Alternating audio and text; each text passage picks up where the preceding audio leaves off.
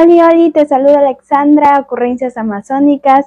El día de hoy me voy a ponerme de traje típico y el color que a mí me gusta y les voy a mostrar mis huacha accesorios. Chicos, aquí les muestro mis huacha accesorios y por aquí están mis aretes y por aquí les tengo los trajes que son míos, ¿no? Personalizados. Esta pacha lo mandé a coser a talla capibara porque me gusta bastante el color y su forma y más el bordado.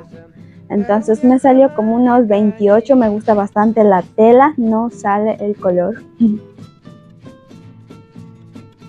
Por aquí también tengo una pacha de azul marino. Esto me recuerda mucho a mi escuelita en donde yo estudiaba, utilizábamos pacha. Por aquí tengo una maquicotona que es en este color que también me gusta bastante y por eso lo hice coser, que ya no me queda ahora porque ya soy talla capibara. Y por aquí la faldita también que hice coser y igual ya no me queda porque soy talla capibara. Mandé a hacer coser estas pachas para las guarmisitas, incluyendo el de mi ushushi. Mira, esta le mandé a hacer coser para ella, como ya está creciendo, obvio le va a quedar.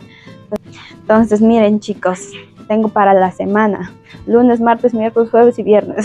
Aquí tengo el cinturón y aquí tengo eso para poner en un mamuku, que es en forma de un tucán, obviamente me gustó bastante. Y aquí tengo el collarcito que no puede faltar para kunga huasca y aquí tengo el otro collarcito.